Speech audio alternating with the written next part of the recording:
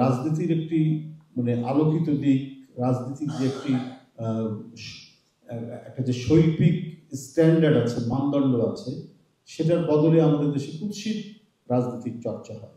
এই কুৎসিত রাজনীতির চর্চার কারণে এস এম সুলতান জবনিকার অপর প্রান্তে সবসময় পড়ে থেকেছেন। যারা তাকে খুব বেশি করে চর্চা করেছেন, জেনেছেন, তারা মুগ্ধ হয়েছে। আমরা তার কিছুটা আভাস পেয়েছি সঞ্জয় দে রিপনের তার এই গবেষণালব্ধ প্রবন্ধটির মধ্যে দিয়ে। এই প্রবন্ধ যদি মুদ্রিত হয়, মুদ্রিত আকারে যদি প্রচার হয়, আমার মনে হয় নতুন প্রজন্মের কাছে, নতুন প্রজন্ম আরো বেশি উৎসাহিত হবে এস এম সুলতানকে জানার জন্য। যে ব্যক্তিটি এদেশের নানা ধরনের জীবন, সংগ্রাম, দ্বন্দ্ব, সংঘাত, বিপ্লব সব যার তুলিতে চিত্রিত হয়েছে, এবং সবগুলি হচ্ছে গ্রামের প্রেক্ষাপটে। এই ব্যক্তিটি আজকে শহুরে, আমি বলবো আরবান শিল্প সাহিত্যের চাপের কাছে তিনি আড়ালা থেকেছেন, পর্দার আড়ালেই রাখা হয়েছে।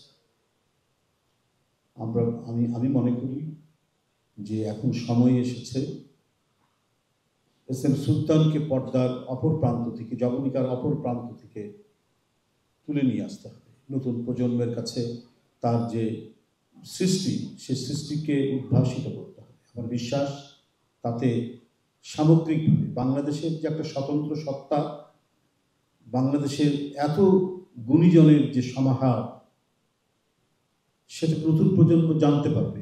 আমরা সব কিছুতেই যেমন পরনির্ভরশীল, আমরা কখনোই মনে করি না যে আমাদের মধ্যে থেকে এই দেশের একজন কেউ ভালো শিল্পী ছিলেন বা আগামীতে কেউ ভালো শিল্পী হতে পারেন। কারণ অতীতে যদি ভালো শিল্পী না থাকেন, অতীতে যদি গুণীজন না থাকেন, অতীতে যদি অভাজন সমাজ যদি না থাকে, তাহলে ভবিষ্যতের জন্য নতুন সৃষ্টি হবে না, নতুন গুণীজন তৈরি হবে না, বড় আর্টিস্ট তৈরি হবে না, কবি তৈরি হবে না, বিজ্ঞানী তৈরি হবে না। সুতরাং আমাদের যে ছিল অসংখ্য মূল্যবান সম্পদ, সেই সম্পদকে আমরা এমনভাবে আড়াল করে রাখি, তাদেরকে চর্চাহীন রাখি, তাদেরকে অনুশীলনহীন রাখি, যে আমাদের নতুন প্রজন্মে নানা কারণেই পরমুখোপেক্ষী হয়। আমরা জানি আশেপাশের অন্যান্য দেশে অনেক গুণীজন আছেন, শিল্প সাহিত্যের সেখানে চর্চা হয়, চিত্রকলা, পেইন্টিং, ভাস্কর্য, কবিতা, উপন্যাস, প্রবন্ধের সমাহার রয়েছে। কিন্তু আমাদের তো কম নয়, আমাদের যে ভূখণ্ড, এই ভূখণ্ডে তো কম সৃষ্টি হয়নি, কিন্তু আমরা সেগুলোর বিষয়ে খুব একটা তুলে ধরি না, সে চর্চিতটা। আমাদের একটা উন্নত মানের মানে শিল্প সাহিত্য পত্রিকা নেই, আমরা যতই বলি না কেন। যা হচ্ছে খুবই মানে একেবারে তুলে ধরার মতো, সেগুলোকে মানে একটা যে আকর্ষণ তৈরি করবে, সে আকর্ষণ তৈরি করার না। যা কিছু পড়ছি, যা কিছু দেখছি, সব অন্যের কাছ থেকে ধার করা। তাদের দেশে কি হচ্ছে সেটাই হচ্ছে, কিন্তু আমাদের দেশে ওইভাবে তৈরি হয়নি বা হচ্ছে না, বা আগে যতটুকু হয়েছিল এখন ততটুকু নেই। অর্থাৎ মানে বিষয়টা এমনই হচ্ছে যে তোমাদের কিছু নাই, তোমরা একটি বিশাল একটা বড় সংস্কৃতির একটা অংশ, একটা পার্ট।